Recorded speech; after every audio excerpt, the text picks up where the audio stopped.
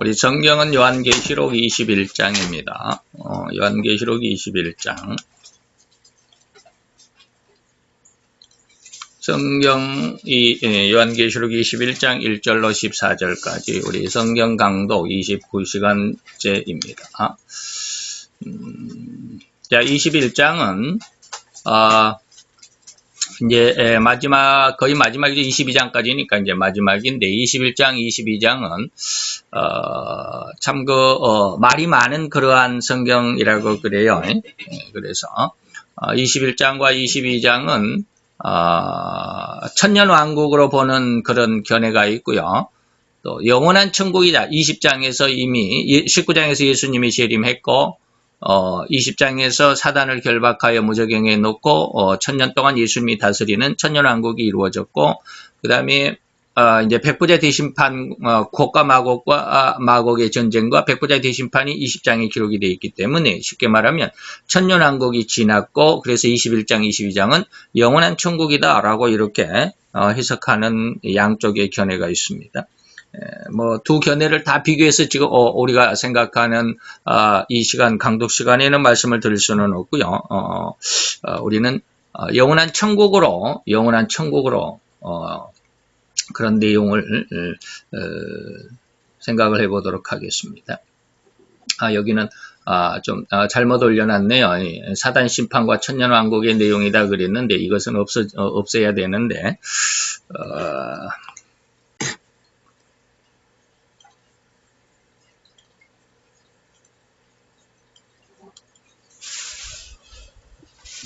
이렇게 해야 되겠죠. 그래서 21장은 영원한 천국에 대한 내용으로, 그리고 22장도 이제 영원한 천국에 대한 내용으로 우리가 살펴보는 그런 시간을 갖겠습니다. 오늘은 14절까지 한번 27절까지인데 8절까지는 신천신지 영원한 천국은 어떠한 모습인가라고 하는 그 모양이 되어 있고 9절부터 마지막 27절까지는 그 신천신지, 다시 말하면 새 예루살렘을 설명하는 그런 모습이 되겠죠. 자, 21장 읽어가면서 봅니다. 그런 뒤에 지금 말씀드렸던 20장에서 예수님이 천년왕국들을 이루어가는데 사단은 무저갱에, 그리고 적그리스도와 거짓 선지자는 영원한 유황불이 타는 지옥으로 던져놓고 천년을 예수님께서 천년왕국을 이루시고, 그리고 천년이 끝나고 난 다음에 곡과 마곡의 전쟁이 있고 그것을 정리하는 백보자 심판이 있다라고 하는 그런 뒤에 이 말이죠. 그런 뒤에 나 사도 요한은 지금까지 있던 하늘과 땅은 사라져 버리고 새하늘과 새 땅이 선 것을 보았습니다. 거기에는 바다가 없었습니다 라고 그러는데, 여기에서 하늘과 땅은 지금 우리가 우리가 세상을 살아가는 이 땅입니다. 이 땅인데, 이 지구죠. 이 지구는 앞으로 앞으로 이제 간단하게 설명을 하면 앞으로 제3차 전쟁이 있을 것입니다. 이 세상에. 그 3차 전쟁이 아마 우리 한국이 이 3차 전쟁의 도화선, 시작점이 될 가능성이 많다라고 말씀을 드렸고요. 그리고 이제 적그리스도 8번째 왕, 성경 계시록에는 8번째 왕이라고 그러는 적그리스도가 세상을 통합하게 될 것이고, 그 적그리스도를 예수님의 재림으로 인해서 징계하시고 처벌하셔서 무저갱에 집어넣고 이 땅은 예수님이 친히 통치하시는 천년왕국이 이루어질 것이다. 이때 믿음을 가지고 믿음을 지켰던 자들이, 다시 말하면 순교나 또 믿음을 지킨 자들이 천년 동안 예수님과 더불어 왕 노릇하는 천년왕국이 이루어질 것이다 라고 하는 것이죠. 그리고 나면 천년왕국이 지나고 나면 잠시 사단을 다시 풀어놓게 되는데, 이 풀림을 받은 사단이 다시 한번 예수님을 대적하는 곡과 마곡의 전쟁을 일으키게 되고, 그래서 예수님이 그들을 징계하는 백부자 대심판을 이루실 것이다. 앞에서 말씀을 드렸죠. 자, 이 지구는 여기까지입니다. 백보자 대심판까지 지구는 존속이 될 것입니다. 그리고 백보자 대심판으로 인해서 이제 이 지구까지 모든 것을 다 하나님께서 심판하시고 정리를 하시고 새하늘과 새 땅, 여기서 말하는 신천 새하늘과 새 땅, 방금 이제 여기 있는데 새하늘과 신천 신지 영원한 천국을 우리에게 주실 것인데, 바로 이때 백보자 대심판으로 인해서 하늘과 땅, 다시 말하면 우리가 지금 살아가고 있는 이 지구는 없어진다, 사라져버렸다, 바다도 다시 없어졌다라고 말하는 것이죠.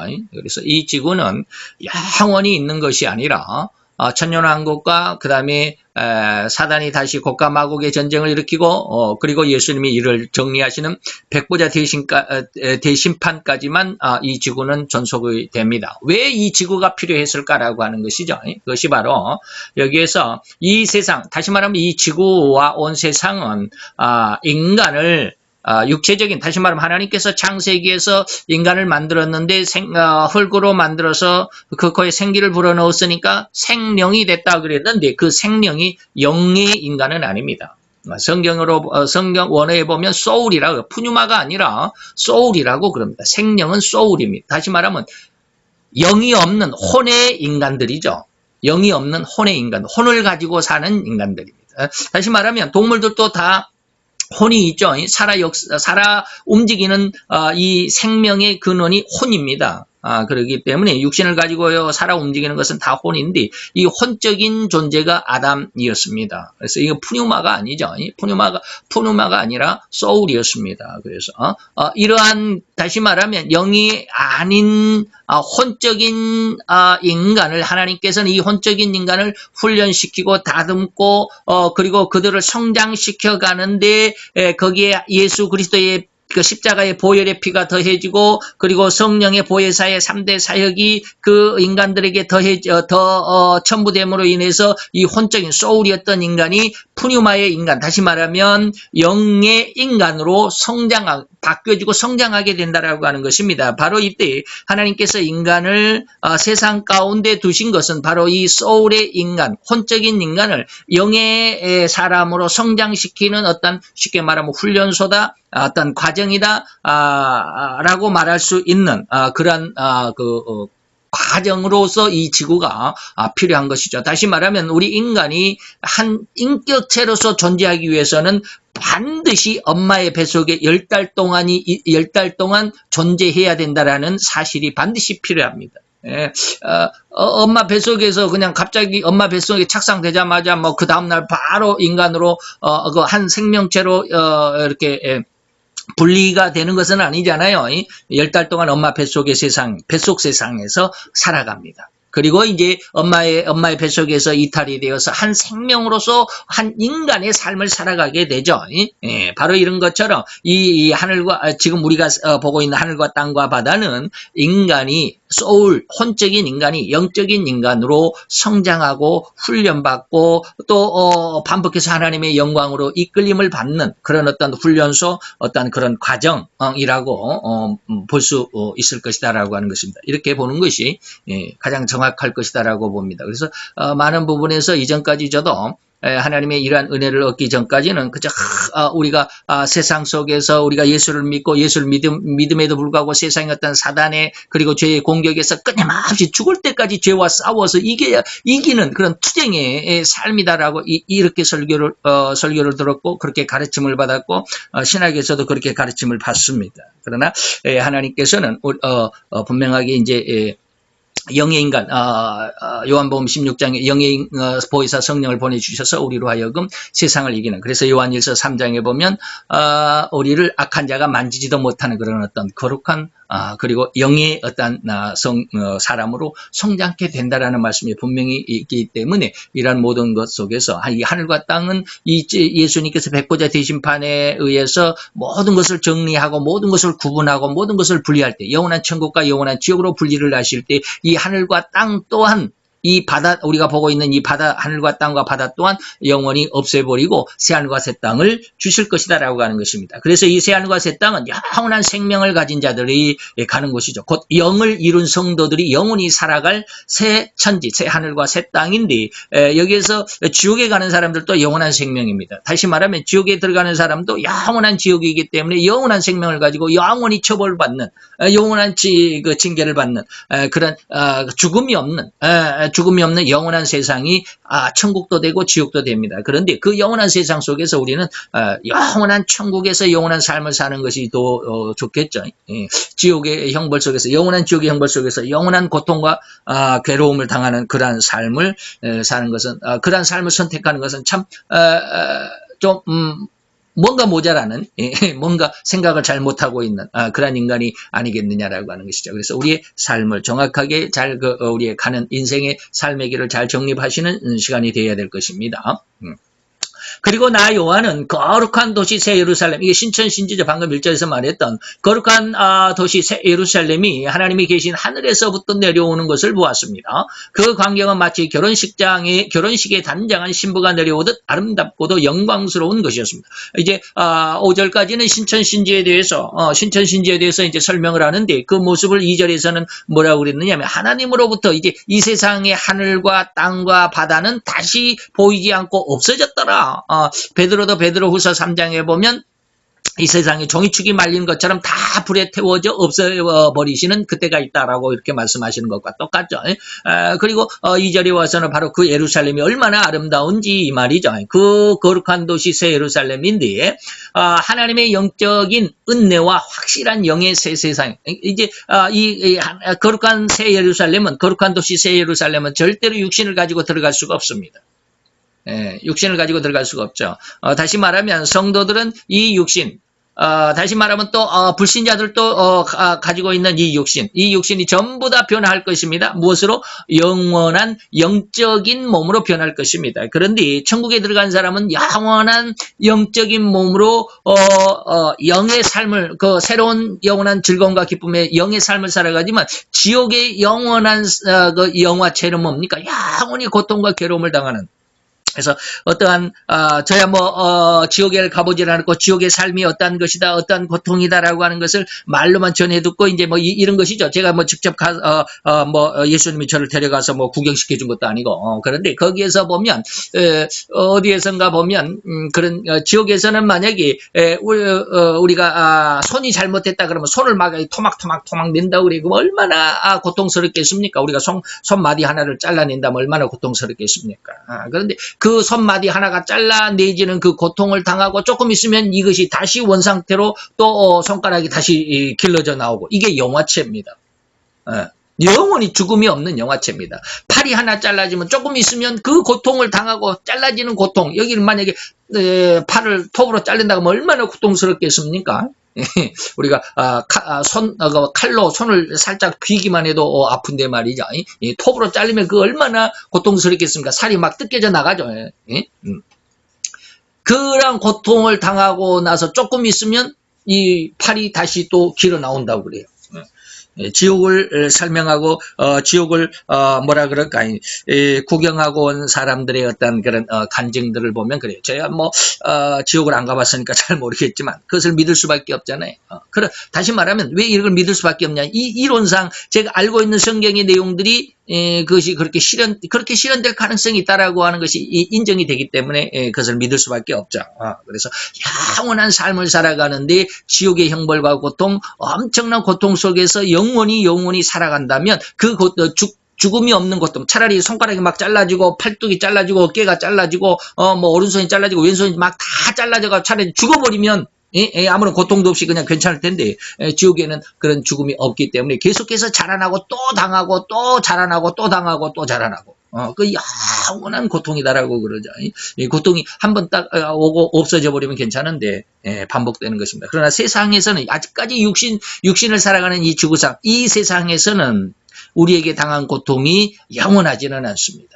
우리의 고통이 왔다가 조금 그것이 회복되기도 하고 회복됐다가 우리가 또 잘못하면 또 어려움을 당하기도 하고 그러죠. 그러나 이제 영원한 세상인 천국과 영원한 지옥에 대해서는 전혀 그런 어떤 그런 어떤 굴곡이 없이 천국은 영원한 즐거움과 기쁨, 지옥은 영원한 고통과 괴로움이다라고 하는 것. 그래서 어느 세상을 갈 것이냐라고 하는 것은 오늘 우리가 육신의 삶을 살아가는 동안에 우리가 선택을 하고 거기에 대해서 우리가 헌신을 하고 거기에 대해서 우리가 일생을 충성하는 길밖에는 없습니다. 그래서 내가 천국을 갈 수 있는, 다시 말해 성경 말씀대로 사느냐 아니면 성경을 거역하고 성경을 반대하고 하나님을 거역하고 하나님을 반대하는 삶을 살 것이냐 라고 하는 것은 그 결과가 우리에게 상상할 수 없는 즐거움 아니면 고통이 될 것이다 라고 하는 것이죠. 그 다음에 천국 요새 신천신지를 보니까 마치 결혼식장에 가는 신부 같다. 여자들이 뭐 남자들 역시 마찬가지지만 인생에 있어서 가장 아름다운 날이 결혼식 날이라고 그러죠. 그 하루는 최고 아름다운 모습, 최고 아름다운 모양으로 꾸미게 되죠. 바로 그 천국을 비유하는데 인간에게 있어서 더 아름다움, 더 어떤 즐거움을 표현할 길이 없기 때문에 결혼식으로 표현한 것입니다. 그래서 하나님의 우리에게 주시는 신천신지는 신부의 꽃단장과 같이 너무 아름답고도 영광스러운 것이었다라고 하는 것이죠. 그때 나는 보좌에서 들려오는 큰 음성을 들었습니다. 보라, 이제 하나님의 집은 사람들이 사는 곳에 있다. 하나님께서 사람들과 함께 계시고 그들은 하나님의 백성이 될 것이다. 그렇다. 하나님께서 친히 그들 가운데 계셔서 그들의 하나님이 되시기를 원하셨다. 그래요. 자, 하나님의 집은 뭡니까? 우리가 임마누엘이라고 그럽니다. 하나님이 우리와, 임마누엘이라는 뜻이 뭐냐면 하나님이 우리와 함께 계신다라는 뜻을 임마누엘이라고 그럽니다. 그래서 하나님이 나와 함께 하신다. 다시 말하면 하나님이 나와 함께, 하나님이 내 집에 계신다, 하나님이 나와 함께 계신다라고 했을 때 임마누엘이라는 그런 말을 쓰죠. 그래서 천국은 바로 하나님의 사람들이 사는 곳에 하나님이 있다. 성경에서도 그랬죠. 계시록뿐만 아니라 너희 무리 가운데 서로 사랑하면 그 속에 하나님이 있다. 하나님의 나라가 있다라고 그런 말씀을 예수님께서도 하셨죠. 그래서 친히 그들 가운데 계신다. 하나님께서는 분명하게 우리를 선택해서 내 말을 듣고 나를 순종하고 나를 복종하면 내가 너희 하나님이 되고 너는 나의 백성이 될 것이다 라고 이렇게 말씀하셨죠. 즉 우리가 현실에서 경험하고 있는 모든 종교는 오직 계몽 우리를 깨우치게 하는 어떤 그런 기능이었다라고 하는 것이죠. 그 천국은 오로지 하나님을 믿는 하나님의 백성들이 영원히 살아가고 거하고 즐거움을 만끽하는 장소가 바로 하나님이 우리와 함께 하시는, 친히 우리 가운데 계시는 그러한 곳, 천국이 바로 그러한 곳이다라고 하는 것이죠. 자, 그들의 눈에서 모든 눈물을 씻어. 그러니까 이제 천국에서는 슬픔이, 우리가 지금 세상 우리 육신이 살아가면서 겪는 모든 우리가 좋아할 수 없는 것, 우리가 부정하는 것, 부정적이라고 생각하는 것, 반대적이라고 생각하는 것, 안 좋다라고, 좋지 않다, 안 좋다라고 생각하는 모든 것들은 하나도 없습니다. 천국은 그 아름다운 곳이기 때문에 신부의 결혼식장에 신부의 꽃단장하는 것처럼 가장 아름다운 모습, 가장 즐거운 모습, 가장 기쁜 모습, 그것이 영원히 존속되는 곳이기 때문에 그곳에는 무엇이 없어요? 눈물이 없어요. 죽음도 없어요. 슬픔도 없어요. 울부짖는 것도 없고 질병이나 어떤 그 고통도 없을 것이다. 이 모든 것들은 뭐 했다? 영원히 다 사라졌다. 그래서 하나님이 계신 곳에는 모든 것이 치료가 된다라고 하는 것입니다.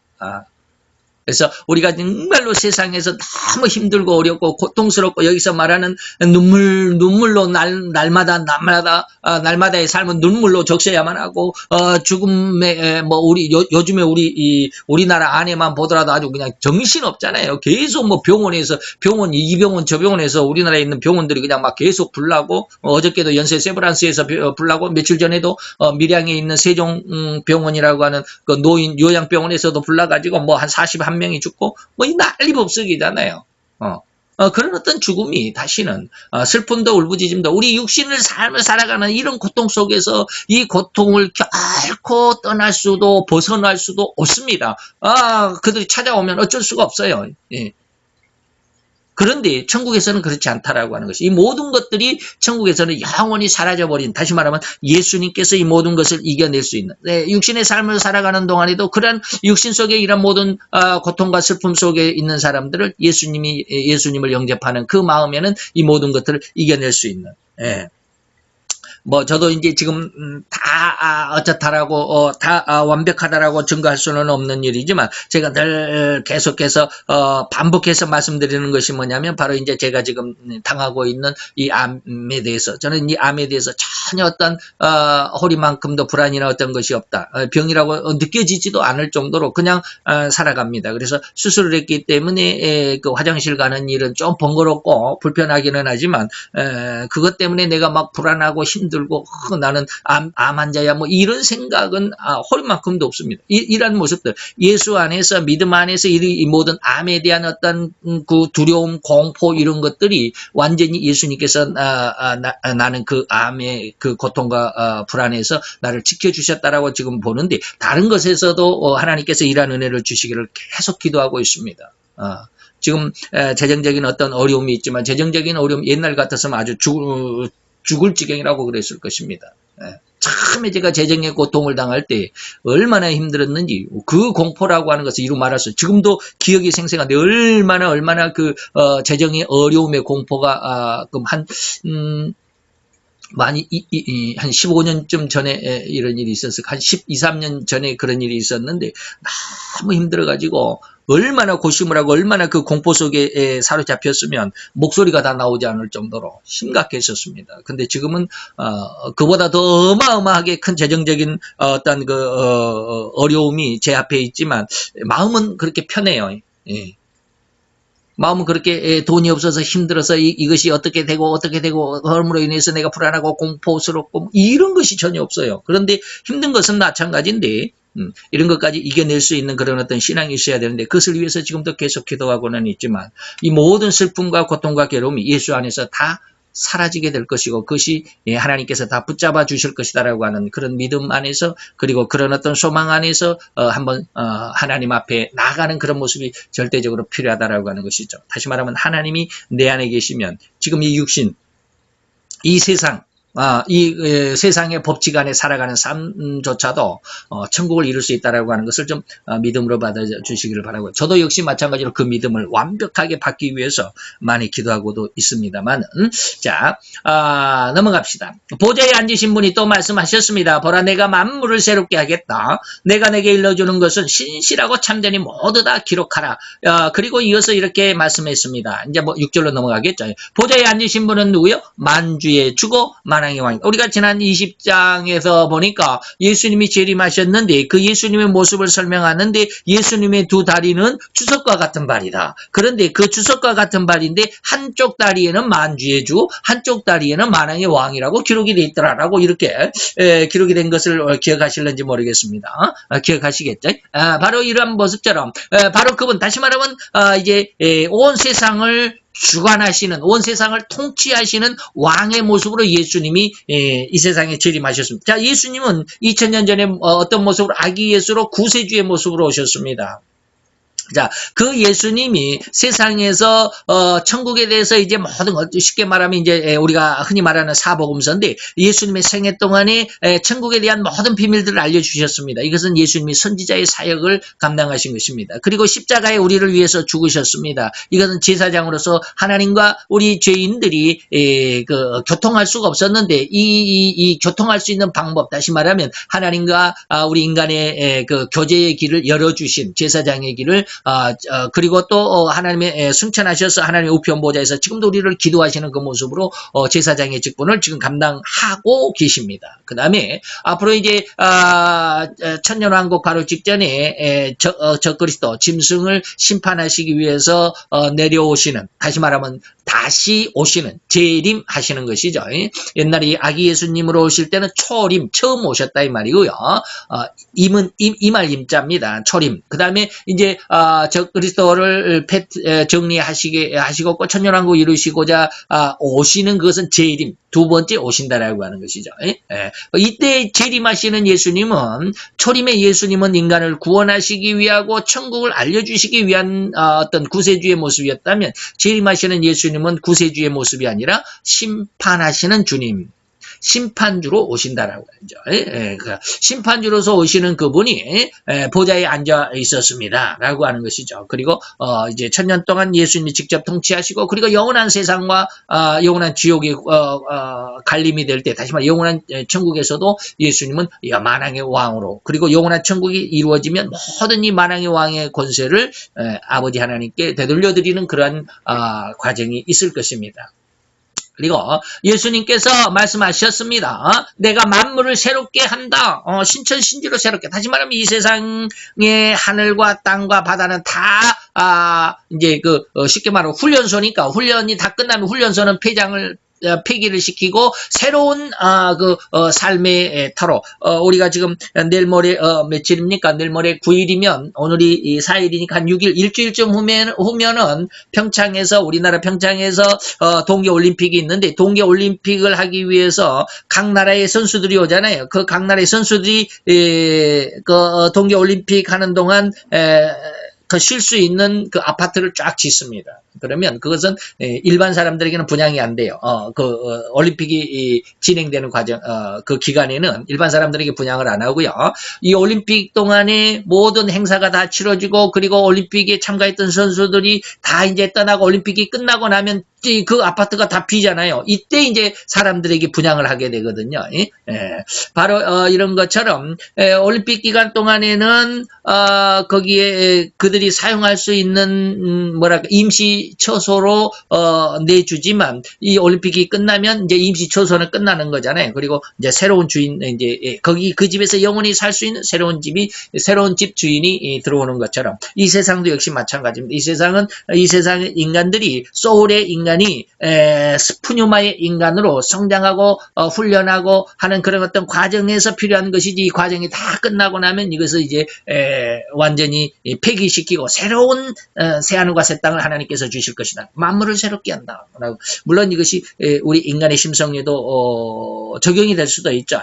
다시 말하면 우리 죄인들을 정결케 하는 그런 어떤 새로운 새 사람을 입었다. 옛사람을 지나고 새로운 새 사람을 입게 하신다라고 하는 그런 의미도 없지 않아 있는데 이것을 우리는 재창조다라고 말할 수 있습니다. 그 다음에 이것은 기록해라. 이런 내용들은 기록하라라고 한 것은 온 인류가 이것을 알아야만 한다. 비밀로 감춰두는 것이 아니야. 이것은 다 알려라. 알려서 이런 천국이 있다라고 하는 것, 그리고 지옥이 있다라고 하는 것, 그리고 천국에 갈 사람들은 이렇게 하나님의 뜻을 순종해야 한다라고 하는 것, 지옥에 갈 자는 하나님의 뜻을 거역하고 반대하고 이런 내용들로 살아가는 자들은 지옥이 있다라고 하는 것을 확실히 알려줘라라고 하는 어떤 하나님의 확실성, 그리고 이것이 사실이라고 하는 것을 증거하라는 명령으로 볼 수 있죠. 6절입니다. 이제 다 이루었다. 나는 알파와 오메가 처음과 마지막이고 목마른 자는 자에게는 생명의 샘물을 거저 공짜로 주겠다 이 말이시죠. 이제 다 이루었다. 이것이 이렇게 되면 모든 것이 다 끝나죠. 영원한 천국과 영원한 지옥에까지 다 말씀을 드렸으니까 이러한 영원한 천국과 영원한 지옥으로 갈림이 되는 그 날이 이제 다 하나님의 뜻을 다 이루는 시간이다라고 말하는 것이죠.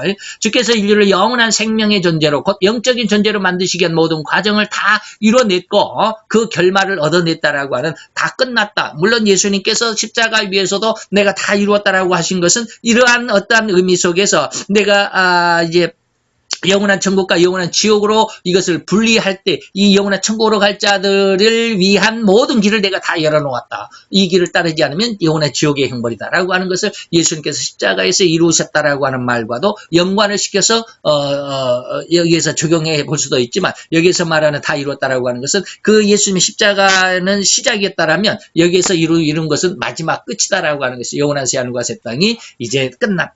그렇게 다 결정이 됐다라고 하는 것입니다.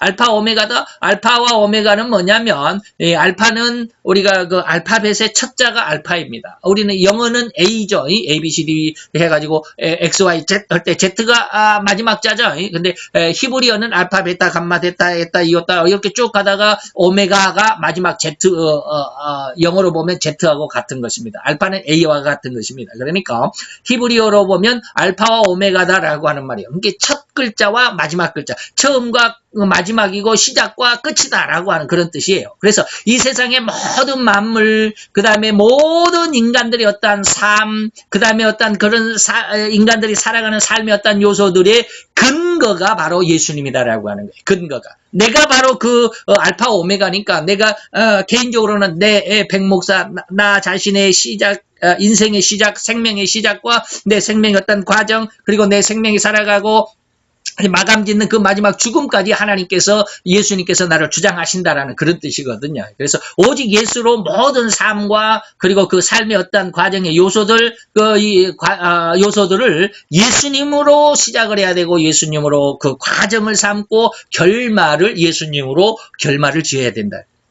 모든 것이 예수 그리스도 안에서 시작이 되고 과정을 이루고 결론을 지을 수 있는. 그래서 시작할 때 하나님 앞에 기도하고 모든 과정을 하나님의 뜻 안에서 하나님의 뜻을 분별해서 그 뜻대로 순종해야 되고 결과가 하나님의 영광이 될 수 있는 그러한 삶이 되고 그러한 생활이 되고 그러한 학교의 공부도 되고 내가 어떤 사업도 되고 모든 것들이 다 예수님을 중심으로 시작과 알파 오메가 처음과 나중 그리고 시작과 끝이 되는 그러한 모습이 필요하다라고 하는 것입니다. 그래서 로마서 11장 36절에 보면 바로 지금 말씀드린 그런 내용이 사도 바울의 입을 통해서 하나님의 주권을 이야기를 하시는데 이는 만물 속에 내 자신도 있고 내 육신의 생명이 있고 그리고 내 육신의 어떤 삶도 있고 모든 만물이 주에게서 나왔고 주로 말미암 과정이 예수님으로 그 다음에 주에게로 돌아간다. 결론이 예수님으로. 그래서 영광이 그에게 세세 있으리로다. 아멘 했었고 이 말씀을 사도 요한은 사도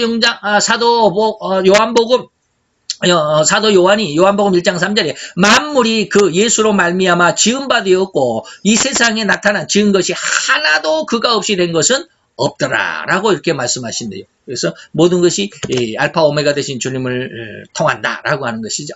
7절입니다. 승리한 자들은 누구나 다 이 복을 그의 몫으로 받을 것이다. 나는 그의 하나님이 되고 그는 내 아들이 될 것이다. 이제 방금 앞에서 그 보좌에서 음성이 났죠. 승리한 자들. 다시 말하면 지금까지 말씀드렸던 예수님의 말씀대로 살아가는 너희들은 이 말이죠. 그래서 그 말씀대로 살아가는 영원한 천국을 말씀을 거역하고 반대한 자들은 영원한 지옥을 갈 것이다라고 하는 그 말씀, 그 결론, 그 확고하게 하나님께서 규정해 내오신 그 생명과 그 다음에 죽음의 삶의 갈림길에서 승리한 자들이라고 하는 것은 그 천국으로 가는 길을 걸어갔고 그 천국에서의 영원한 생명을 쟁취한 자들.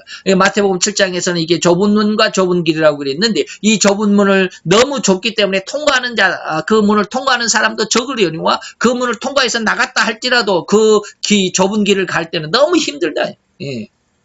조심해야 된다.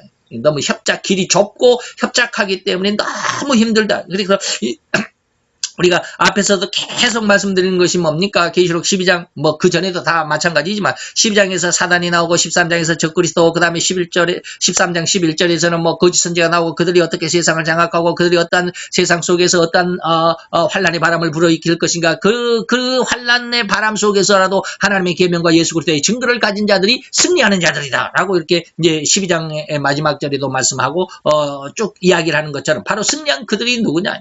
누구나 다 이런 영원한 천국의 복을 받을 것이다라고 하는 것이죠.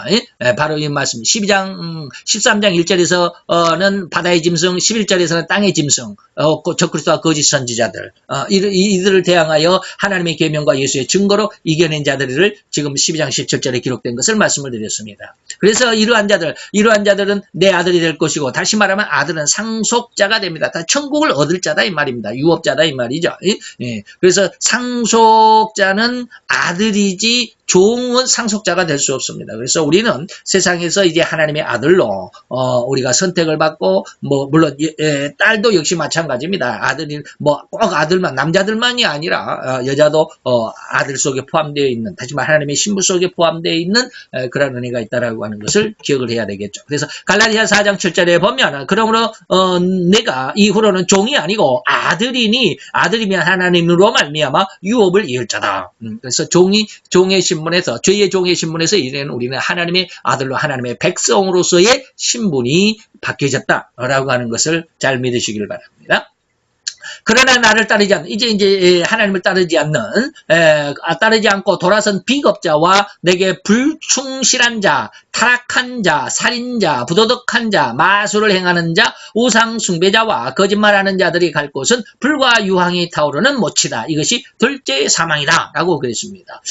돌아선 비겁자가 뭘까요? 개역에는 뭐라고 그랬냐면 두려워하는 자다라고 이렇게 번역이 되어 있는데 현대어에서는 돌아선 비겁자다라고 되어 있습니다. 다시 말하면 하나님을 믿되 진심 속에 믿음이 없는 진심이 아닌 다시 말하면 외형적으로 그냥 교회 왔다 갔다 하고 그냥 설교를 아무리 이제 오늘 이제 계시록 21장, 22장을 두 부분으로 나눠서 21장을 2부로, 22장을 2부로 하면 이제 4시간이 계시록 강독 시간이 이제 되고, 앞으로는 이제 3시간, 이 시간 빼고 앞으로 3시간이 남아 있는데, 이것을 아침 주일 오전 오후로 이렇게 나누어서 다음 주까지 하면 다 끝나는데, 이제 이것을 조금 제가 그 오후 시간은 안 하고 오전 시간만 하기로 했고, 오후 시간에는 이제 이사야를 이제 한번 생각을 해보고자 했습니다. 그래서 이사야서를 이렇게 정리를 하면서 공부를 하면서 이렇게 보니까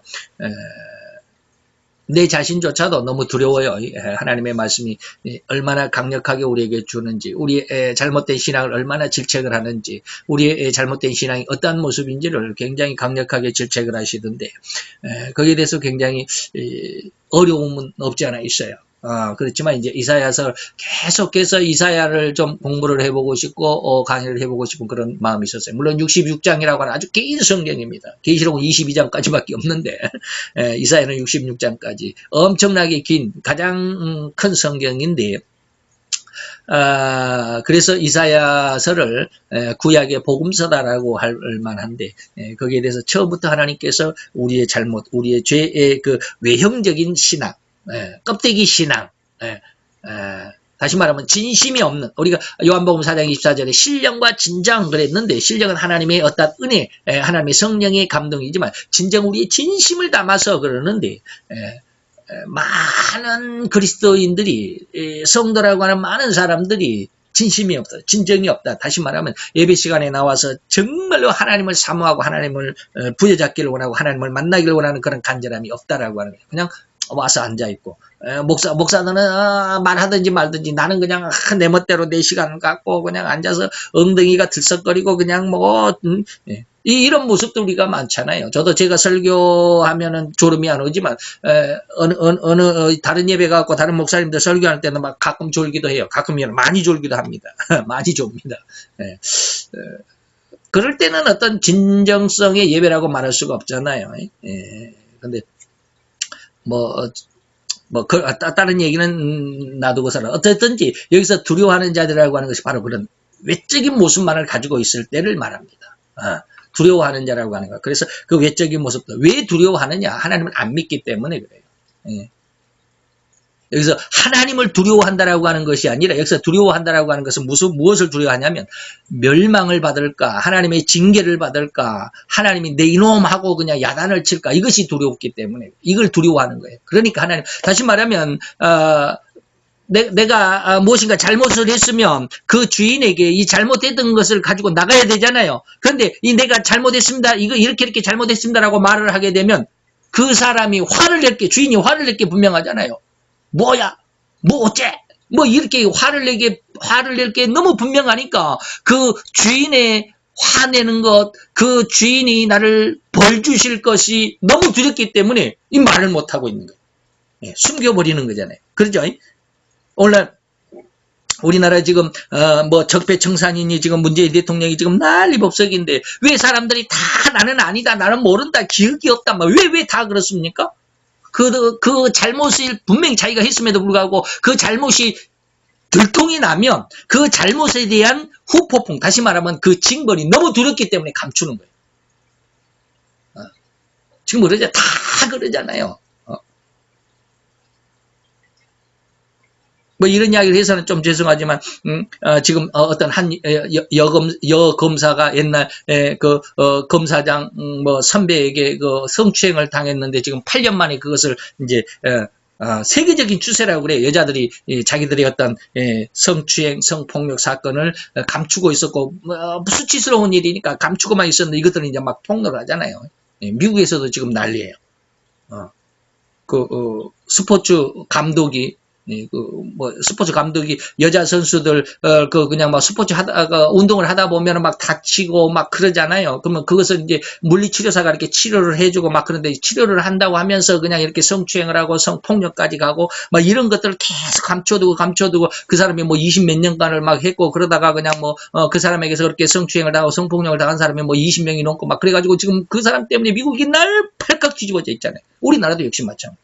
근데 우리나라는 이제 또 이 법조계에 의해서 검사가 되게 하기 위해서 그 집에서 얼마나 그 딸에게 얼마나 가진 모든 정성을 다 쏟았겠습니까? 검사가 되기 위해서 그렇게 고생하고 힘들고 밤잠을 안 자고 그렇게 했는데 그 위에 선배들이 그냥 뭐 그랬다고 그래가지고 그것을 밝혀내려고 하니까 옆에서는 가만히 있어. 너 그거 말했다가는 너에게 피해가 와. 그렇게 그냥 따둑거려진 것에 뭐 어쩌고저쩌고 하다가 그냥 자우지가 8년 만에 그것을 들춰냈는데 그 당사자는 지금 난 모른다, 기억이 없다 그러잖아요. 왜? 그것이 사실로 밝혀지면 자기에게 돌아올 후폭풍이 지금 어마어마하잖아요. 우리 이 한국에 대한 어떤 이슈거리가 지금 돼 있거든요. 그렇기 때문에 옛날에 그것을 내가 잘못했다, 미안하다라고 이렇게 사과를 했으면 그냥 그것으로 끝났을 거 아니야. 쉽게 말하면 한 100이 완충이라고 한다면 한 50점으로 그냥 한 대 얻어맞고 말았을 거 아니에요. 근데 그것을 감추고 하다 보니까 이제는 100으로 완전히 폭발될 직전에 있잖아요. 이런 것들이 뭡니까? 두려움이라고 하는 거예요. 이게 이 천국에 들어가지 못할 자들에 대한 두려움이라고 하는 것은 내가 이만큼 잘못된 자인데, 내가 이만큼 죄가 많은 자인데, 나는 이렇게 하나님 앞에 나갈 수 없는 자인데, 내가 만약에 이런 모습으로 하나님 앞에 가면 하나님이 나를 다 알 거 아니야. 아이고, 하나님이 내 죄를 알면 어떡하지? 나는 어떡하지? 하나님이 나에게 이 죄에 대한 징벌을 하면 나는 그걸 어떻게 감당하지? 뭐 이런 어떤 두려움을 이야기하는 거예요. 예. 그래서 믿음이 없는 자라고 하는 것이죠. 예? 마태복음 13장에 보면 네 밭에 대한 비유가 있는데, 첫 번째는 길가다, 그 다음에 두 번째는 자갈밭이다. 그 다음에 세 번째가 가시떨기 밭이다. 네 번째가 옥토다 그러는데, 세 번째가 가시떨기 밭인데, 이 가시떨기 밭의 모습은 어떠느냐면 거기에 씨가 떨어져서 잘 자랍니다. 왜? 가시떨기이기 때문에 가시가 자랄 수 있을 만큼 그 땅은 쉽게 말하면 비옥하고 그렇습니다. 그런데 위에가 가시가 있기 때문에 열매를 맺지는 못해요. 자라기는 잘 자라는데 열매가 없어요.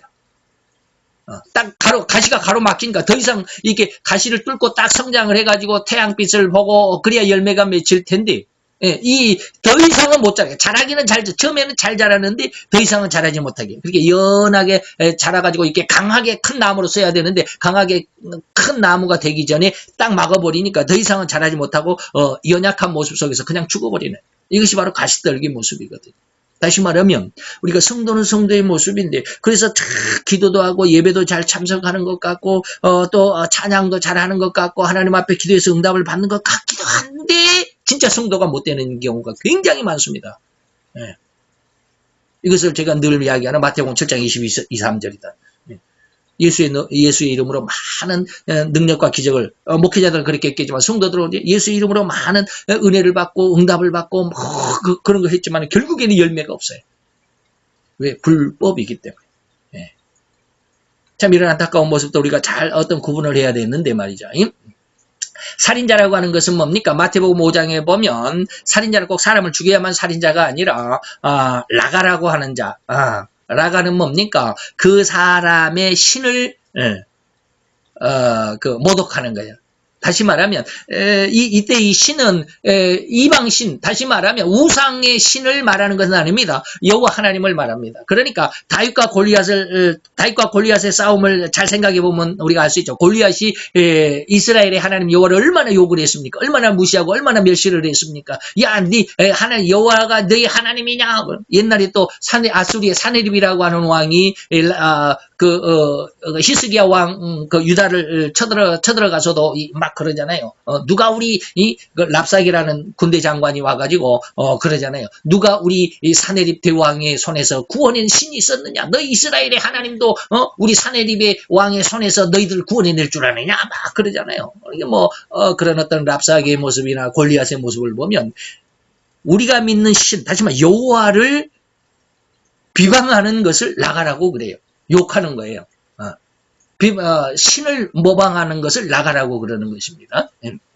그렇기 때문에 오늘날도 우리 예수를 믿는 우리 기독교를 막 공격하는, 하나님을 공격하는 사람들이 너무 많잖아요. 이런 하나님을 공격하고 반대하는 자들 전부 나가라고 하는 그런 부류에 속합니다. 미련하다라고 욕하는 것은 뭐냐면 그 신을, 너의 신을 믿는 네 신앙, 그 사람의 신앙인의 신앙을 욕할 때 이것을 미련하다라는 말로 표현이 되어 있습니다. 여호와가 무슨 하나, 여호와가 뭐 떡을 주냐, 여호와가 뭐 밥을 주냐, 주일날 예배 들어가면 네가 무슨 뭐 부자가 되냐, 네가 그렇게 예수를 잘 믿어도 너는 평생 그렇게 질질 매고 시덥지 않게 그렇게 살잖아. 뭐 이렇게 그 신앙을 욕할 때 미련하다라고 하는 욕을 말하는 것입니다. 썩내는 것은 우리가 말하는 혈기를 내는 것이고 분을 내는 것이고 썩내는 것이죠. 그리고 네 번째, 이 살인계명 중에 네 번째가 뭐냐면 남의 것을 떼먹는 자. 그 사람의 피가 되고 살이 될 수 있는 그 어떤 재물을 내가 빌려다가 그걸 떼먹었다. 좀 곤란하죠. 한결같이 다 살인죄에 해당합니다. 그 다음에 마술이라고 하는 것이 뭐냐면 이 마술은 일반적인 마술을 의미하는 것을 의미하지는 않습니다. 일반적인 마술, 우리가 뭐 지금 뭐 마술하는 사람들 보면은 뭐 사람들을 그냥 뭐 눈속임을 해가지고 사람들 우와 저 어떻게 하지? 막 이런 마술을 의미하지는 않습니다. 다시 말해 이 마술은 뭐냐면 종교적인 속임수를 말하는 거예요. 종교적인 의미가 가미됐을 때. 다시 말하면 종교적인 행위로서 타로 같은 것은 타로, 점을 치는 것이죠. 타로. 우리 요즘에는 그냥 뭐 웬만한 길거리에 타로 카드 점을 치는 그런 집들이 상당히 많아졌어요. 타로. 그 다음에 우리나라는 이런 게 없지만 미국 같은 데는 수정 구슬을 놓고 막 그 안에서 무슨 무엇이 미래가 보인다 막 이런 거 우상하는. 그래서 뭐 이런 어떤 종교적인 행위로 인하여서 인간의 어떤 길흉 화복을 점치는 이러한 행위들을 마술이라고 그럽니다. 일반적인 우리가 그냥 뭐 눈속임하고 그냥 갑자기 이렇게 손에서 종이를 불을 확 태워가지고 이렇게 불이 확 펴니까 손에가 그냥 무슨 뭐 장미꽃이 하나가 팍 나온다 뭐 이런 거 있잖아요. 모자 속에다가 손을 뿡 넣었더니 거기서 모자 속에서 아무것도 없었는데 뭐 비둘기가 나온다 이런 마술을 말하는 것은 아니에요. 그런 일반적인 인간의 어떤 그 흥을 돋구기 위한 그런 마술이 아니라 종교적인 어떤 색채가 강한 것을 여기서 말하는 마술을 행하는 자는 천국에 들어가지 못한다라고 하는 것이죠. 거짓말하는 자들은 뭐요? 자기 입장이나 자기 지위를 유지하기 위해서 오늘 제가 아까도 말씀을 드렸죠. 우리나라에서 왜 두려워하느냐라고 하는 것은 자기가 처벌받는 것이 두렵기 때문에 거짓말을 하는 거잖아요. 나 몰라. 나 기억이 없어. 나는 그렇지 않았어. 나는 절대로 아니야. 라고 하는 것. 이런 것들 뭐, 그런데 여기서 거짓말이라고 하는 것은 뭐예요? 자기 입장이 곤란하기 때문에 입장을 무마하기 위해서 자기 지위, 현재 지위를 유지하기 위해서 이거 잘못 말했다가는 내 자리가 날아갈 것 같으니까. 어제 뉴스에 보니까, 세계 뉴스에 보니까, 어디, 네덜란드에서 그랬나요? 어디에서 그랬는데, 무슨 회의가 있었나 봐요. 높은 지휘관들 회의가 있었는데 어떤 장관이 아니고 차관이 3분이 늦어서 그 회의에 3분이 늦어서 지각을 했어요. 지각을 해가지고 좀 민망하죠. 민망하니까 자기가 이제 발언하는 그 시간에 내가 이렇게 지각을 해서 참 면목이 없습니다. 차관으로서 이거 무슨 차관으로서 참 면목이 없습니다. 내가 이런 면목이 없어서 내가 이 자리를 사임하겠습니다. 3분 늦어가지고 사임을 발표했더라고요.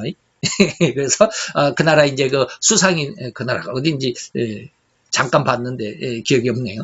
그 나라 이제 그 대통령인지 뭐 총리인지가 과연 그 사람의 사표를 수리할 것이냐 뭐 그렇게 뉴스에 나왔는데 우리나라는 그러잖아요. 네가 이렇게 이런 자리에 있을 때 이거 잘못했다고 해도 나는 아니야, 나는 몰라, 나는 전혀 기억이 없어, 나는 그런 것과 상관이 없어, 내가 한 일이 아니야 막 그러잖아요. 자기 자리를 유지하기 위해서, 혹은 자기를 높이기 위해서 그러한 일을 하는 경우도 있습니다. 그래서 그러므로 그렇게 하기 위해서 옆 사람을 비하시키거나 또 비난하고 유포하는 이런 모습들이 이 거짓말을 하는 자들입니다. 9절입니다.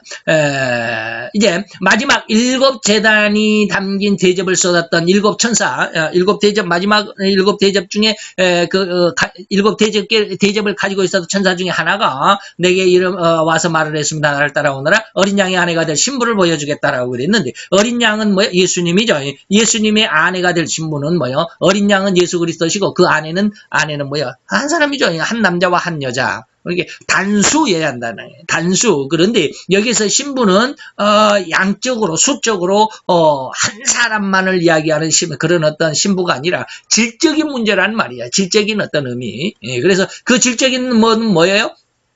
예수에 대한 모든 증거, 다시 제가 계속 말씀드리지만 예수님의 우리 그 창세기 3장 15절에 약속했던 여인의 후손이라고 하는 사실과 그가 동정녀에게서 잉태가 되었고 동정녀에게서 탄생을 했고 그가 이렇게 30살 때 이런 일을 이제 하나님으로부터 세례 요한으로부터 세례를 받았고 그리고 그 모든 일을 했던 예수님의 죽으심, 예수님의 무덤에 묻히심, 그 다음에 부활하심, 그 다음에 승천하심, 그리고 천국에서 하나님 우편 보좌에 계심, 그 다음에 재림하실 것, 그 다음에 천년왕국을 주장하시는 만왕의 왕이 될 것, 그 다음에 백보자 대심판의 심판주가 되실 것, 그리고 영원한 천국으로 인도에 가실 인도주가 되시는, 그리고 하나님 앞에 모든 것을 돌려드리는 영원한 천국을 이루실 자, 모든 것들이 다 예수 그리스도의 증거, 이 증거를 가진 자가 질적으로 예수의 신부다라고 하는 거예요.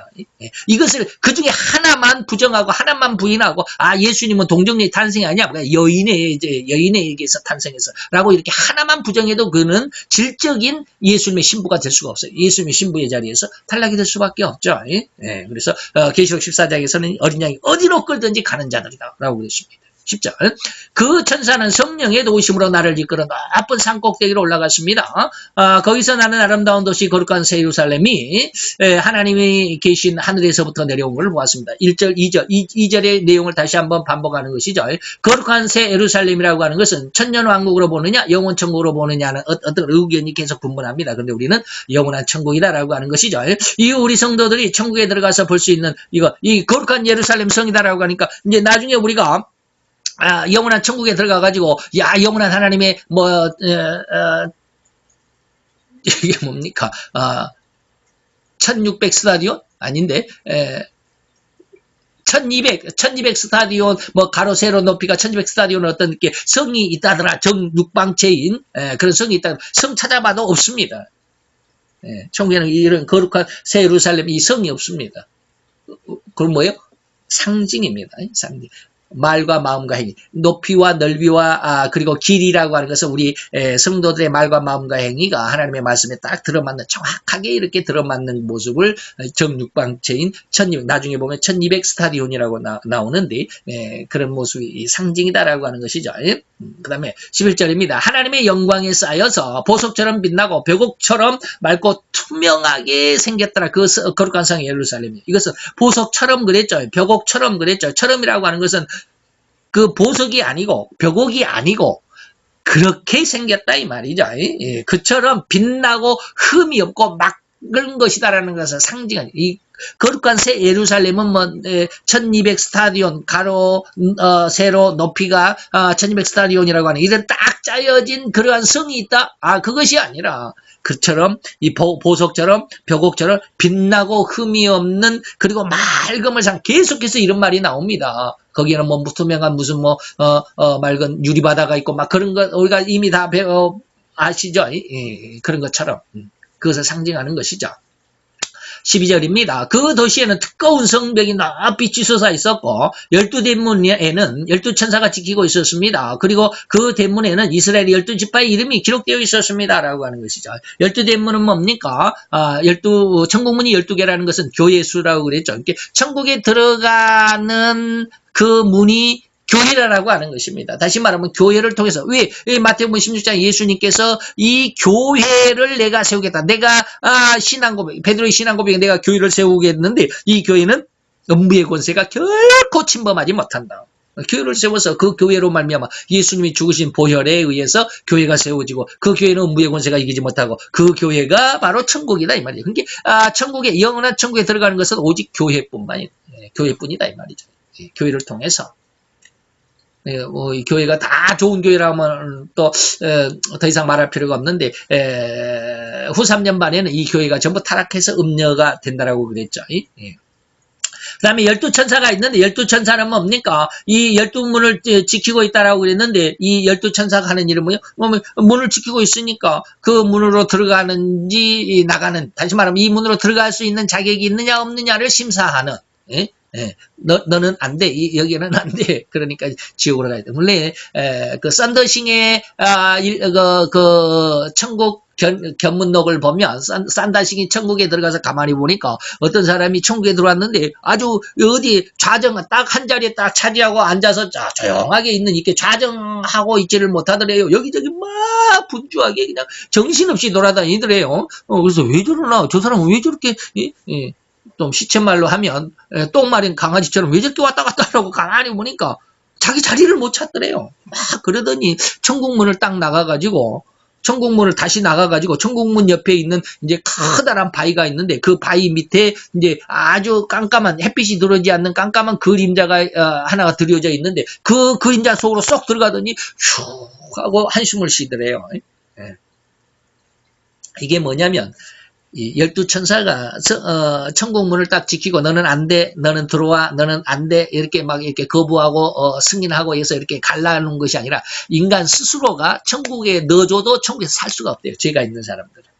그 죄 때문에 천국에 가면 전부 다 맑고 투명하고 빛나고 환하고 그러는데 자기 마음속에 죄가 있으면 이것이 보이니까 아무리 가려도 손으로 딱 가리니까 손도 투명하니까 손을 투과해서 까만 이 죄가 보이고 또 오른손을 받고 아무리 감추려고 해도 감춰지질 않는 거죠, 죄가. 그러니까 천국에서는 이 죄의 흔적을 가지고는 당당하게 살아갈 수가 없어요. 그러니까 여기저기 그냥 불안하고 초조하고 어디 가서 숨을 데가 없나 아무리 숨을 곳 찾아도 다 밝고 다 환하고 다 유리같이 투명하고 그러니까 어디 가서 숨을 데가 없잖아요. 그러니까 천국문에 나와가지고 그 밑에 큰 바위 밑에 그늘에 들어가서 이제 이것이 안 보이니까 그늘에 들어가니까 안 보이잖아요. 어둠에 들어가니까. 그러니까 슉 하고 한숨을 내쉬다. 그러니까 인간 스스로가 죄가 있는 사람은 스스로가 지옥으로 갈 수밖에 없다. 그게 산다싱의 그 천국에 대한 견문록에 있다고 그래요. 그 다음에 이것이 뭐냐면 마태복음 24장 31절에 제가 큰 나팔 소리와 함께 천사들을 보내리니 저희가 그 택하신 자들 하늘을 이끌어서 저 끝까지 사방으로 모으리라. 천사들이 모든 일을 하게 되겠죠. 그 다음에 12지파 이름이 천국문이다라고 그랬는데 문은 이스라엘의 12지파라고 했고 나중에는 이제 여기서 12지파는 이스라엘의 12지파입니다. 나중에 다음 구절에 가보면 이제 이방인들의 12 다시 말해 사도들의 모습이 나옵니다. 했고 그 문의 기초는 12사도라고 했으니 천국으로 입성은 반드시 성문을 통과해야 다 한다. 곧 12수는 교회 수이다. 교회를 통해서 천국에 들어간다라고 하는 것이죠. 그래서 그 문은 12개가 있는데 사방이죠. 동쪽에 셋, 서쪽에 셋, 남쪽에 셋, 북쪽에 셋. 그래서 4, 3, 12. 네 방향에 3개씩 해서 있는데 이것은 어떤 의미입니까? 이 셋이라고 하는 3은 절대수죠. 그리고 4는 온 세상을 말합니다. 그러니까 온 세상에서 완벽하게 절대적으로 구원이 이루어진다. 하나님의 말씀으로 이런 뜻이 13절입니다. 또 14절 또 성벽 12주춧돌에는 어린 양의 12사도 여기서 이제 12사도 앞에는 아까는 이스라엘이 12지파의 이름이 있었는데 12절에는 이스라엘이 12지파의 이름이 있었죠. 그런데 14절에 와서는 12사도 여기서 여기 시조라고 그랬는데 여기 현대 성경에는 시조라고 이렇게 번역이 되어 있는데 개혁판에는 사도입니다. 12사도 다시 말하면 신약 성도죠. 신약의 성도의 12사도 다시 말하면 12절에서는 구약의 다시 말하면 이스라엘의 12지파 그다음에 14절에서는 신약의 12사 다시 말하면 신약의 성도 12절에는 구약의 성도 14절에서는 신약의 성도 신구약을 통해서 모든 성도들은 하나님의 교회를 통해서 하나님의 교회를 통해서 구원, 다시 말하면 천국으로 입성해가는 그런 온 세상의 성도들을 완벽하게 구원하시는 네 방향에서 세 개의 문식이 있다라고 하는 그 의미를 천국의 상징으로 보여주고 있었습니다. 그러니까 여기까지 우리가 다음 시간에는 또 이어서 말씀을 공부하도록 하겠습니다. 기도합시다. 할렐루야. 주님 여호와여 주께 감사와 찬양과 영광을 돌려드리나이다. 주의 영광 앞에 있는 하나님의 귀한 아름답고 귀한 하나님의 백성들 위해 주님 함께 하시고 저들로 인해서 하나님이 원하시고 기뻐하시고 출구하실 만큼 하나님의 선하신 백성으로 하나님의 선하신 아들과 딸로 성장하는 데 부족함이 없게 하시고 이 말씀으로 힘을 얻게 하시고 능력을 얻게 하시고 아버지의 신앙의 기준을 그리고 그 깃을 굳건한 반석을 삼을 수 있는 귀한 은혜의 역사가 풍성케 되기를 더 탄탄해지기를 간절히 원하며 오늘도 이 시간 주께 감사를 드리나이다. 모든 자들 위해 주님 함께 하심을 믿고 감사를 드리며 예수 그리스도의 이름으로 기도하였사옵나이다. 아멘.